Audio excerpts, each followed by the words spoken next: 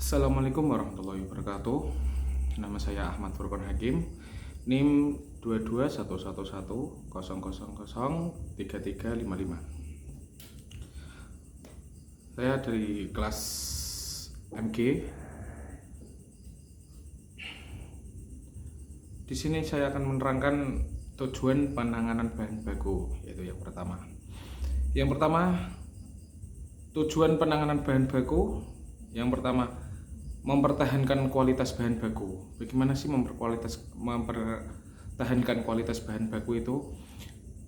Penanganan yang baik dapat memastikan bahan baku tetap dalam kondisi yang optimal sehingga dapat menjaga kualitas bahan baku. Yang kedua, meningkatkan efisiensi. Penanganan bahan baku dan yang efisiensi dapat mengurangi waktu, tenaga, dan biaya yang diperlukan dalam proses produksi. Yang ketiga, mengurangi resiko kontaminasi.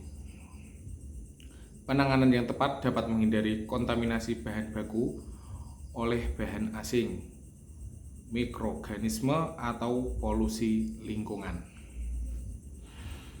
Memastikan keselamatan kerja. Penanganan bahan baku yang aman dapat mencegah kecelakaan atau cedera pekerja yang mungkin terjadi dalam proses bekerja atau dalam proses penanganan. Prinsip-prinsip penanganan bahan baku. 1. Identifikasi dan klasifikasi bahan baku. Bahan baku harus diidentifikasi dan diklasifikasi dengan jelas berdasarkan jenis, sifat, dan kebutuhan penanganannya. Nomor 2, penyimpanan yang tepat. Bahan baku perlu disimpan dengan cara yang sesuai, termasuk pengaturan suhu, kelembapan, pencahayaan, dan lingkungan yang sesuai untuk menjaga kualitasnya.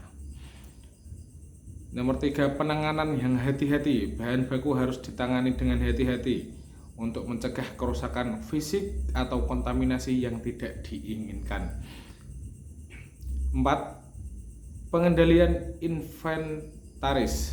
Sistem pengendalian inventaris yang efektif diperlukan untuk memastikan ketersediaan bahan baku yang cukup dan menghindari kekurangan atau pemborosan bahan baku. Nomor 5, pelacakan dan pelaporan. Proses penanganan bahan baku harus dilacak dan dilaporkan dengan baik untuk memastikan transparansi, akuntabilitas, dan pengawasan yang efektif. Pemilihan perlengkapan untuk penanganan bahan baku. 1. Wadah dan kemasan. Pilih wadah dan kemasan yang sesuai dengan jenis bahan baku untuk mencegah kerusakan, kontaminasi, atau kehilangan selama transportasi dan penyimpanan. Nomor 2, alat penanganan. Gunakan alat penanganan yang sesuai seperti forklift, derek, konveyor untuk memudahkan pengangkutan dan penempatan bahan baku. Untuk forklift, terus derek itu biasanya digunakan untuk bahan baku yang memiliki bobot yang berat. Nomor 4, peralatan keamanan. Pastikan penggunaan peralatan keamanan seperti sarung tangan, kacamata pelindung, dan masker debu untuk melindungi pekerja dari potensi bahaya. Seperti contohnya orang ngelas gitu ya. Orang ngelas itu pakai kacamata hitam untuk menghindari sinar yang langsung itu dari percikan api dari lasnya itu. Itu sangat berbahaya untuk mata dan bisa menyebabkan kebutaan. Maka dari itu biasanya ada kacamata hitam untuk untuk melindungi mata kita agar tidak terjadi hal-hal yang tidak diinginkan. Evaluasi sistem penanganan bahan baku.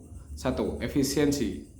Evaluasi apakah sistem penanganan bahan baku dapat menjaga efisiensi produk dan meminimalkan waktu, tenaga, dan biaya yang diperlukan.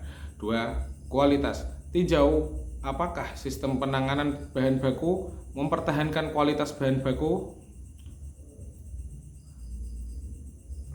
Berbagai kebijakan dan alternatif pemeliharaan fasilitas dapat mencakup 1. Kebijakan pemeliharaan preventif, menerapkan jadwal pemeliharaan yang teratur untuk mencegah kerusakan atau kegagalan fasilitas. Ini melibatkan pemeriksaan rutin, pemeliharaan berkala, dan perawatan preventif untuk menjaga kondisi optimal fasilitas. Ini diperlukan karena ini untuk kelancaran pekerjaan. Nanti ketika tidak ada pemeliharaan yang rutin atau tidak pemeliharaan yang benar, maka bahan baku atau fasilitas itu dapat rusak atau ada kendala, dan itu menjadikan suatu masalah dalam pekerjaan. 2. Kebijakan pemeliharaan prediktif menggunakan teknologi memantau dan pemeliharaan berbasis data untuk mendeteksi perubahan kondisi fasilitas secara real time. Dan ketiga, kebijakan pemeliharaan kebutuhan menentukan prioritas dan alokasi sumber daya pemeliharaan berdasarkan kebutuhan yang mendesak atau resiko yang tinggi. Nomor 4, kebijakan pemeliharaan predeterminasi menyusun rencana pemeliharaan jangka panjang berdasarkan umur pakai atau masa tahan fasilitas atau komponen. Nomor 5, kebijakan pemeliharaan total produktif melibatkan semua anggota tim kerja dan proses pemeliharaan fasilitas. Nomor 6, alternatif pemeliharaan outsourcing menggunakan jasa pihak ketiga atau kontraktor untuk melakukan pemeliharaan rutin, perawatan berkala, atau perbaikan lebih lanjut pada fasilitas. Ini dapat mengurangi beban kerja internal dan memberikan keahlian khusus yang dibutuhkan dalam pemeliharaan fasilitas. Nomor 7, alternatif pemeliharaan prakualifikasi melakukan seleksi dan evaluasi terhadap vendor atau pemasok perawatan untuk memastikan kualifikasi dan kemampuan mereka dalam menjalankan tugas pemeliharaan yang diperlukan. Nomor 8, pemeliharaan reaktif. Tidak ada kebijakan pemeliharaan yang terencana, tetapi perawatan dilakukan secara reaktif ketika terjadi kerusakan atau kegagalan fasilitas. Ya, cukup itu mungkin dari saya. Kurang lebihnya minta maaf. Wassalamualaikum warahmatullahi wabarakatuh.